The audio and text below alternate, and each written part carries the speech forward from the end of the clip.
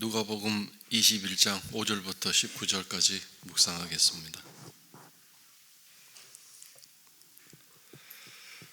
어떤 사람들이 성전을 가리켜 그 아름다운 돌과 헌물로 꾸민 것을 말하매 예수께서 이르시되 너희 보는 이것들이 날이 이르면 돌 하나도 돌 위에 남지 않고 다 무너뜨려지리라.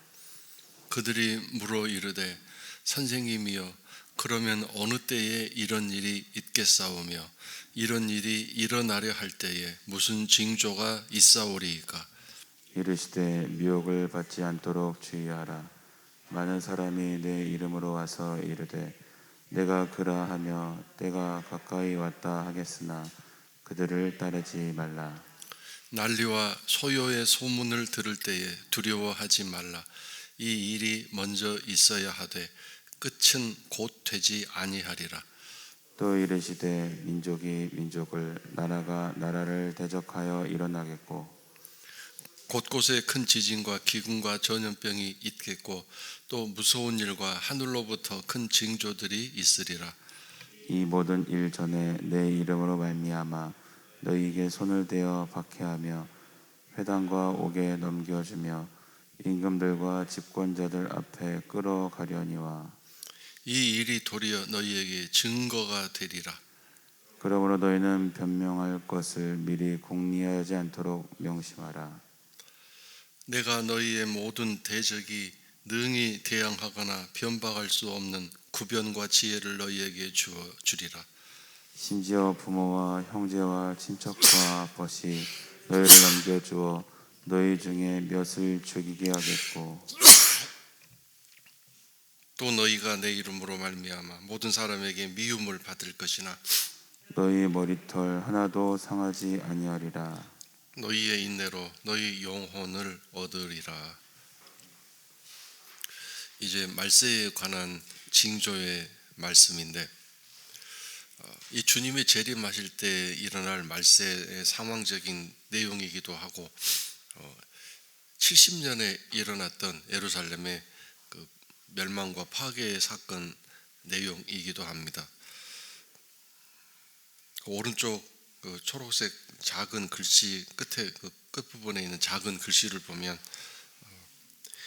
주후 그러니까 AD 70년에 로마 군인들이 쳐들어와서 예루살렘 성전과 예루살렘이 다 무너졌습니다.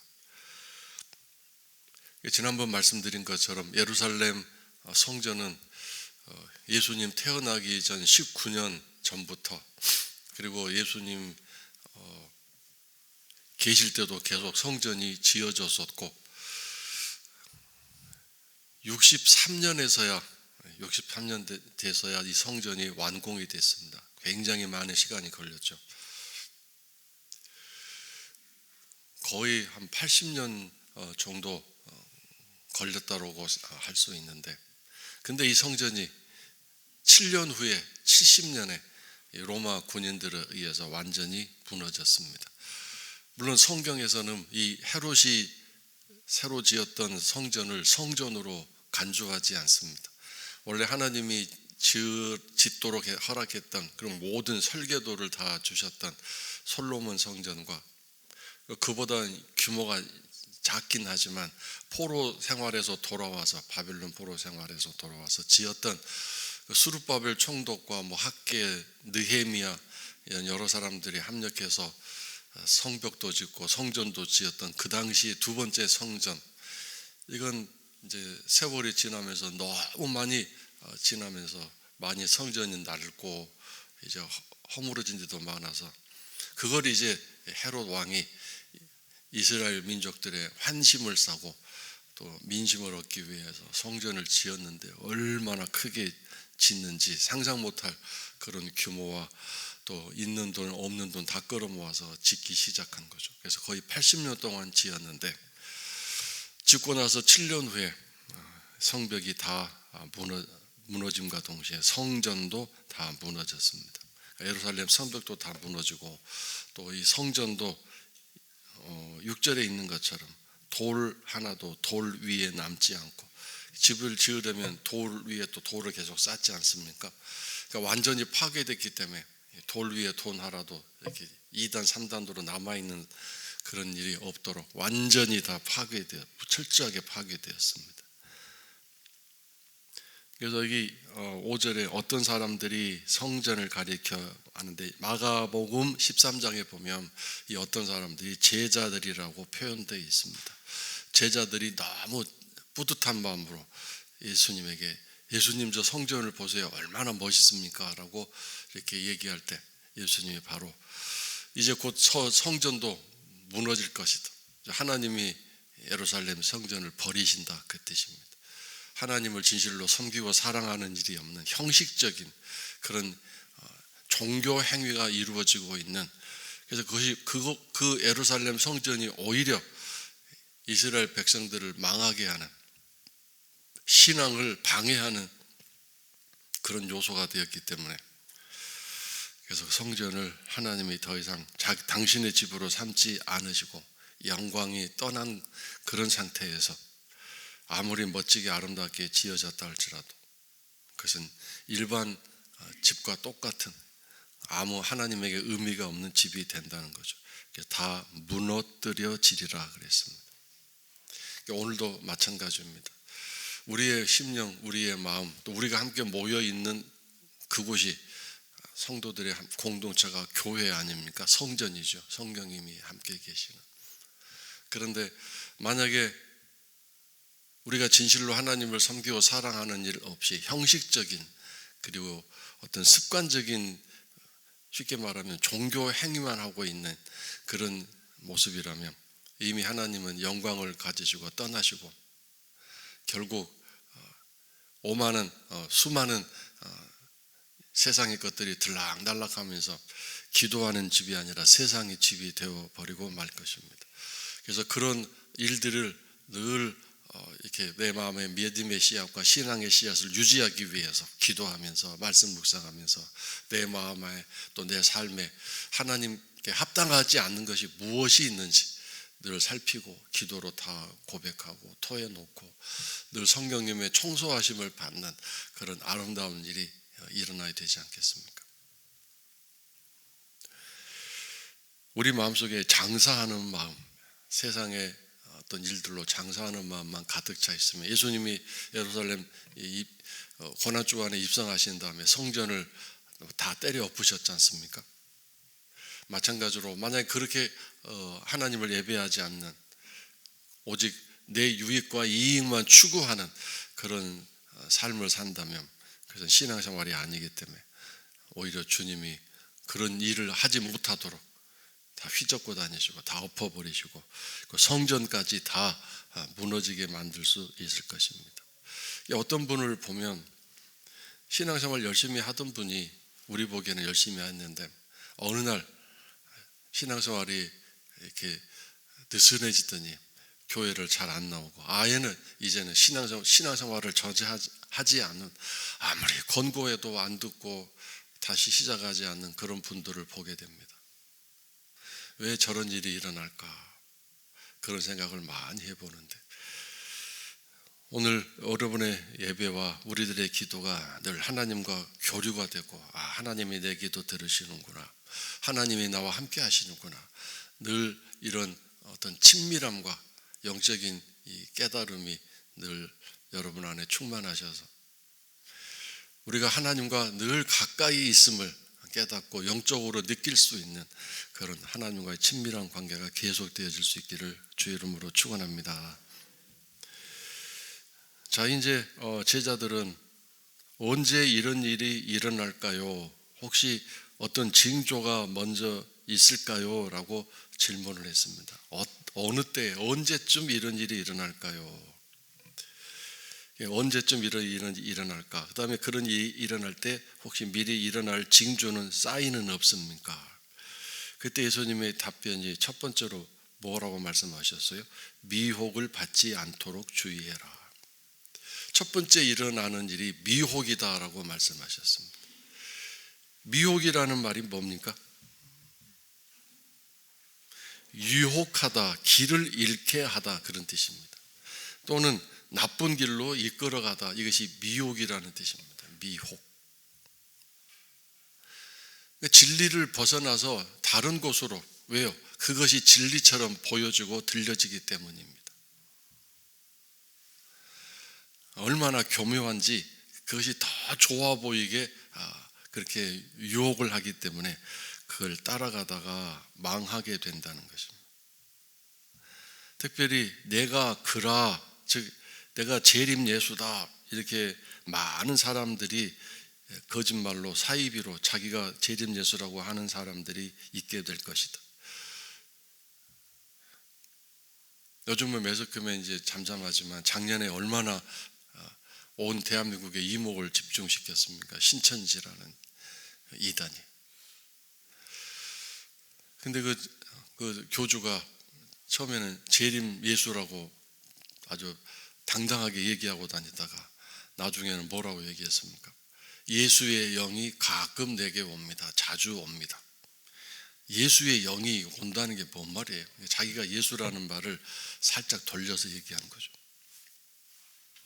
자기가 이 재림 예수라는 거죠.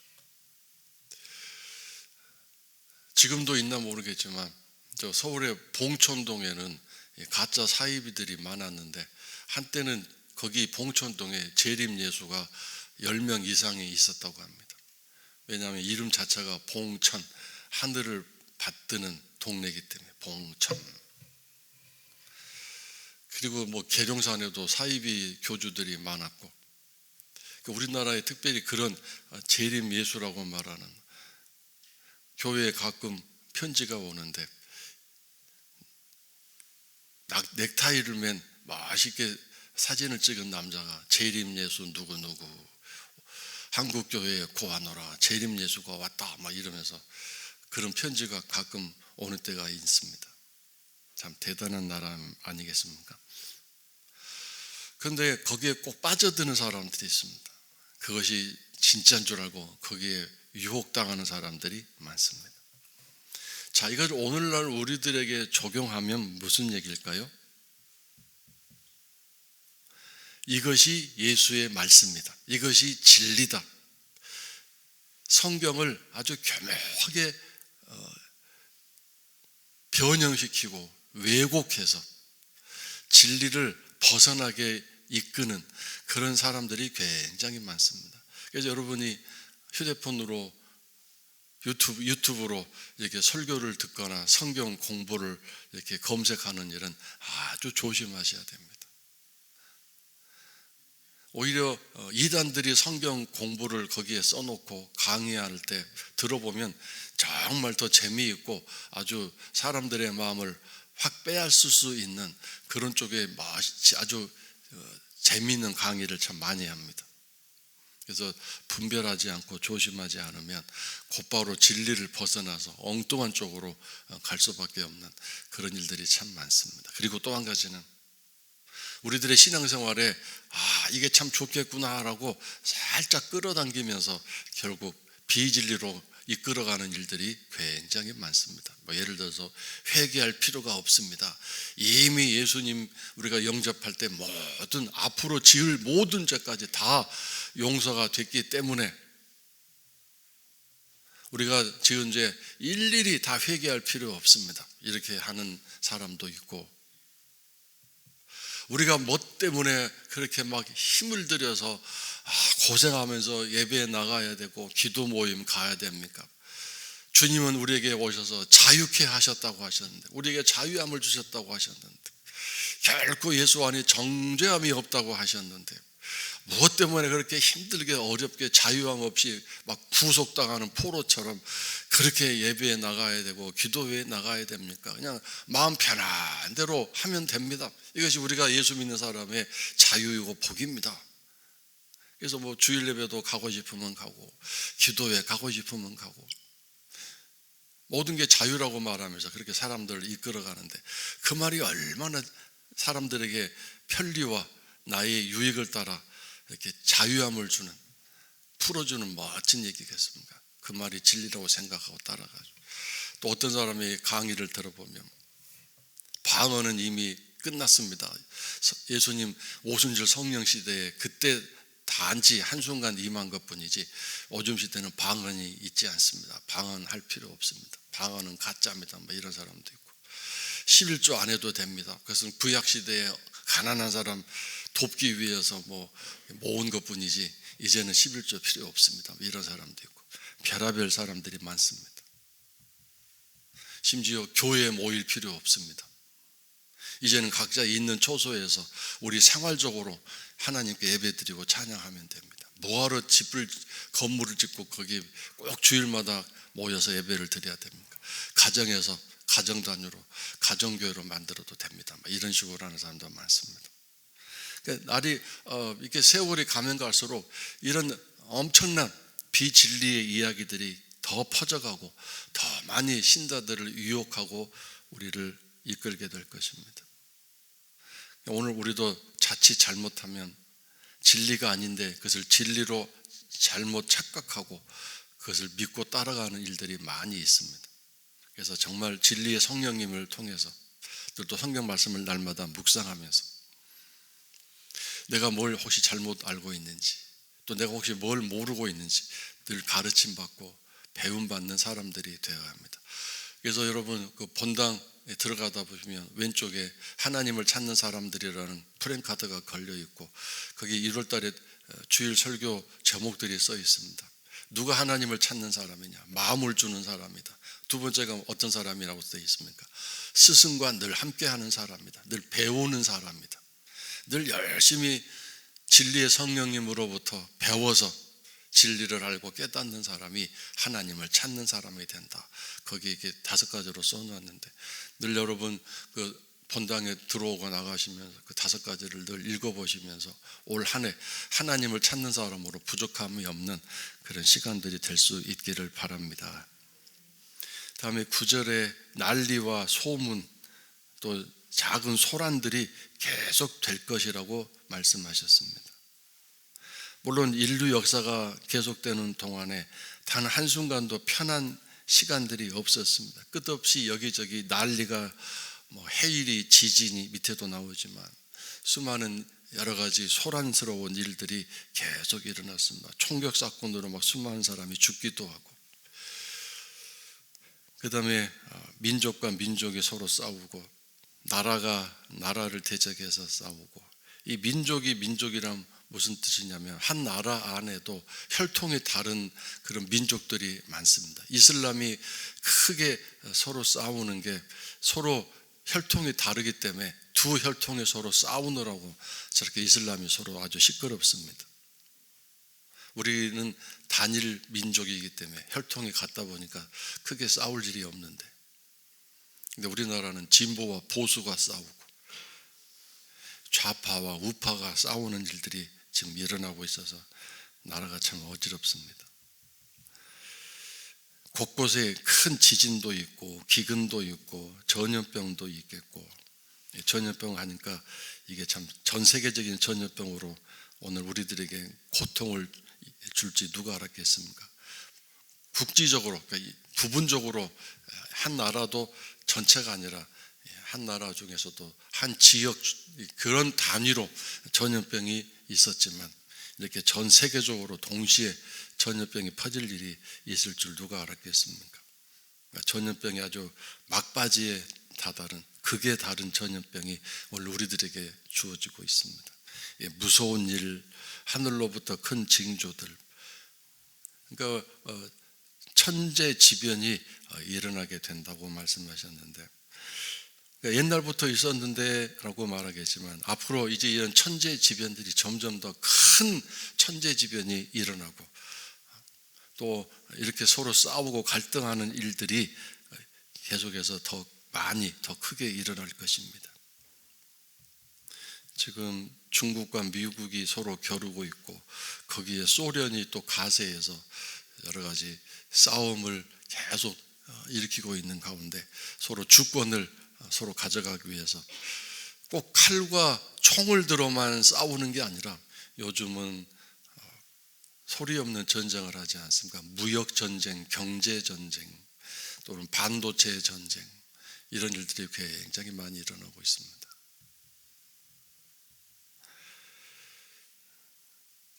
그 다음에 또 이런 일들의 과정 속에 12절에 너희에게 손을 대어 박해하며 옥에 넘겨주고 임금들 권력자들에게 끌려갈 것이다. 자, 오늘 본문 5절부터 19절은 사실은 말세의 징조라기보다는 70년에 있게 될 이스라엘과 예루살렘의 멸망의 사건, 물론 완벽하게 망한 건 아니고 그 다음에 계속 빈약하지만 계속 이스라엘 역사는 또 계속되지만 어떤 한순간 로마가 쳐들어와서 완전히 또 이스라엘의 길을 다 꺾어놓고 그 이스라엘의 그 어떤 마음과 정신의 집결지라고 할 수 있는 그 예루살렘 성전을 다 무너뜨려 버리고 계속해서 로마의 그 어떤 힘을 강력하게 세워나갔던 그런 일시적인 전쟁, 그 상황을 지금 예고하고 징조로서 말씀하고 있는 것이라고 해석합니다. 내일 말씀 20절부터 28절은 예수님의 재림 때를 상징하는 징조라고 우리가 해석하고 있습니다. 물론 이 부분도 예수님의 재림의 또 상징으로 이해하고도 또 우리가 예상할 수 있지만 중복되어 있죠. 이 앞부분은. 그래서 이 부분은 로마가 쳐들어왔을 때 이렇게 교회와 성도들이 핍박을 받고 또 앞에서 일하는 지도자들이 핍박을 받는다, 그런 말씀도 되겠지만 예수님 재림자가 되는 말세가 되면 이렇게 교회 지도자들이 핍박을 받고 정부 권력들이 이 교회 지도자들을 힘들게 하고 교회를 문 닫게 하고 신앙생활을 제대로 하지 못하게 하는 방해하는 일들이 있게 될 것이라는 얘기입니다. 만약에 우리나라가 지금 인권보호법이 통과되면 정말 이제 앞으로 교회는 어렵고 힘들어지게 될 것입니다. 동성애법이 거기에 포함되어 있기 때문입니다. 동성애가 잘못됐다고 말하면 곧바로 끌려가게 돼 있습니다. 목사도 끌려가게 돼 있고, 그리고 이제 동성애를 가진 부목사가 와서 이력서를 냈을 때 너 동성애 때문에 안 되겠다고 그러면 곧바로 인권 차별이 되어서 벌금을 맞든지 또 끌려가게 돼 있습니다. 인권법에 보면 그런 여러 가지 교회가 이렇게 어려움을 당할 만한 요소들이 굉장히 많습니다. 동성애 그것뿐만 아니라 그러니까 인권법으로 치장해서 결국은 타겟이 교회가 될 수밖에 없기 때문에 지금 목사님들이 아주 열심히 이 법이 통과되지 않도록 정말 애를 쓰고 있는데, 여러분들도 계속해서 저지하느라고 해서 이 법이 아직 통과되지 않고는 있는데 여러분들이 기도 많이 해주셔야 되겠습니다. 이미 유럽이나 또 미국 같은 곳에는 이 인권법이 통과되고 있고 여러 가지 신앙생활에 이 장애물 되는, 그래서 아무리 기독교 단체가 학교를 세워서도 기독교 단체가 거기에 선생님 다른 종교도 뽑아야 되고, 그리고 아침에 경건의 예배를 드리고 수업 시작하는 것도 못하게 되고, 이미 좀 그런 법들이 다 되고 있지 않습니까? 종교를 강요해서도 안 되고, 기독교 학교인데. 근데 불교나 천주교는 그런 거 별로 이렇게 하지 않고 느슨한데 기독교만 그렇게 아주 강압적으로 옥죄고 있습니다. 그래서 앞으로 이제 이런 법들이 계속 통과되면서 계속 그런 일들이 일어나게 되면 여기 나와 있는 것처럼 정부에 끌려가게 되고 또 어려움을 당할 수 있는 일들이 일어나지 말라는 법이 어디 있겠습니까? 더군다나 우리가 신앙생활을 하는데 이제는 얼마나 이 사회적으로 그 분위기를 그렇게 만들어 놨는지, 사실 전체 퍼센테이지로 따지면 이 코로나의 확진자가 생긴 숫자는 정말 미비한데 교회를 아주 정말 몹쓸 집단으로 이렇게 말하면서, 작년에는 이단 집단인 신천지, 올해는 거의 이단에 가까운 인토콥이라고 하는 이단 가까우니까 경계를 내린 우리 교단도 인터컵을 완벽하게 이단이라고 판정은 내리질 않았지만 경계 주의해야 할 집단이다 이렇게 지금 경고 발령을 내려놓고 있습니다. 인터컵에서 일어난 일로 인해서 이제는 교회 간다, 나는 신자다 이렇게 말하는 게 두려울 정도로 사람들이 아주 교회를 안 좋게 여기고 신앙생활을 하는 게 아주 이렇게 감춰야 될 만한 그런 사회 분위기가 지금 되어지고 있습니다. 물론 코로나 때뿐만 아니라 우리가 일상적으로 어제도 말씀드린 내 삶으로 내가 진리를 따라 살아갑니다라는 것을 사람들과 관계에서 보여주지 못하고 있기 때문에 세상에 나가 빛과 소금 역할을 하지 못하고 있기 때문에 사람들에게 기대와 또 생각을 따라 참 예수 믿는 사람들은 좋은 사람들이다 이런 인식을 우리가 스스로 주지 못하는 신앙생활을 했기 때문에 사람들로부터 비난을 받고 또 손가락질을 받고 또 여러 가지 교회는 이렇게 사회적으로 별 도움이 안 되는 믿을 수 없는 사람들이다. 불교나 천주교는 그래도 신뢰가 가는데 기독교는 신뢰가 가지 않는다. 이런 식의 일들은 결국 말세에 일어나는 한 징조 중에 한 부분이고 또 그런 일을 우리 스스로가 자초한 목회자부터 비롯해서 모든 성도들이 정말 더 열심히 신앙생활을 잘해야 되는데 하는 그런 어떤 경고를 우리가 다시 한번 깨닫고 잘 우리의 삶을 준비해야 되지 않겠는가 생각합니다. 그 다음에 마지막 부분에서 이렇게 어려움을 당할 때 신앙을 지키기 위해서 끝까지 이렇게 두려워하지 않고 거기에 굴복하지 않는다면 변명할 것, 변호할 것, 자신이 무죄임을 증언할 것을 고민할 필요도 없고 다 주께서 인도해 주시고 할 말도 다 허락해 주시고 지혜도 주시겠다고 말씀하셨습니다.